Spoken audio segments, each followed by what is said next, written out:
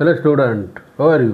कशात स्टडी चालला आहे? बरोबर. English, math, science, physics, chemistry, everything, every subject, one by one marks, objective, we get much more marks. Okay.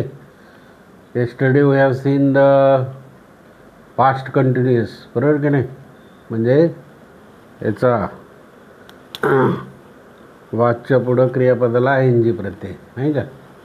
Today we are going to learn simple sentences. साधे साधे वाक्य बोलायचे म्हणजे तुम्हाला इंग्लिश बोलता येईल, बरोबर की नाही?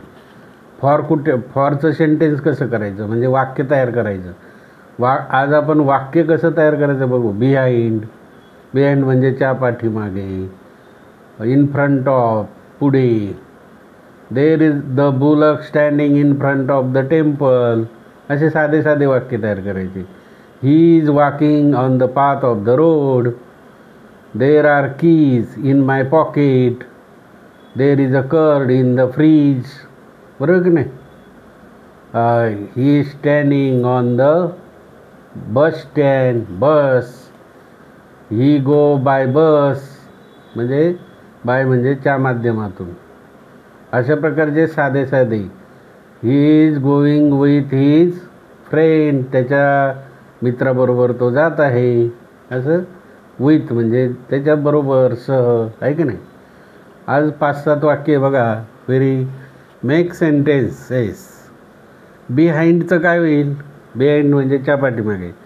The rabbit is standing behind the door.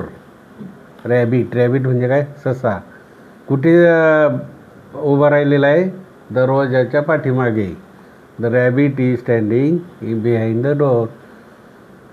ससा दरवाजाच्या पाठीमागे उभा आहे.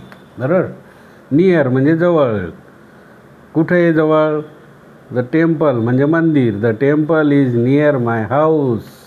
हाऊस म्हणजे घर. म्हणजे कुठे आहे ते temple? The temple is near my house. माझ्या घराजवळच एक मंदिर आहे. साधं वाक्य. फॉर बघा. तुझ्यासाठी काय? That pen is for you. हा जो पेन आहे तो तुझ्यासाठी. बरोबर की नाही? त्यांच्यासाठी. बरोबर. ॲट म्हणजे I will go at 9 o'clock. He is at the school. He going to home at 6 o'clock. असं काही पण साधे साधे वाक्य. Gopal is at school. Gopal कुठे? शाळेकडे, नाही का? ऑन म्हणजे वर. The book is on the table. The book is on the table. The book is on the teapoy, नाही का? The book is on the bench. असं भरपूर वाक्य तुम्हाला करता येईल. म्हणजे पुस्तक कुठे आहे? टेबलावर आहे किंवा बेंचवर आहे. बरोबर की नाही? किंवा टीपॉयवर आहे. ओव्हर बाकी म्हणजे झाडावर. Birds are flying over the tree. म्हणजे झाडावरून पक्षी काय करतात? फ्लाईंग, उडतात. किंवा parrot is flying over the banyan tree. असं नाव सांगितलं तरी चालेल. The birds flew over the tree. झाडावरून ते विहार करतात. From. I got gift from my father. कोणी दिलं गिफ्ट? माझ्या वडिलांपासून. म्हणजे माझ्या वडिलांनी मला गिफ्ट दिलं. आय गॉट मला मिळालं. आय गॉट अ गिफ्ट मला गिफ्ट मिळालं. कोणाकडून? From my father. माझ्या वडिलांकडून मला गिफ्ट मिळाले. साधं वाक्य. विथ. बरोबर आहे, मग अशी सांगितलं ना. I am going to my school with my brother. मी माझ्या भावाबरोबर शाळेत जातो. बरोबर की नाही? जातो. I am going to my school with my brother. माझ्या भावाबरोबर शाळेत जातो.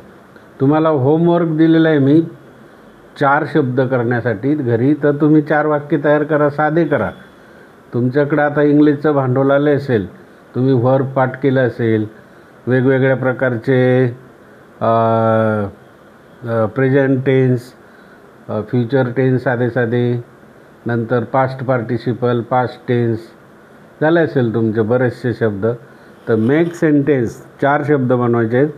डाऊन म्हणजे च्या खाली, बिटवीन च्या मध्यभागी, ऑन वर, ॲट कडे, ला.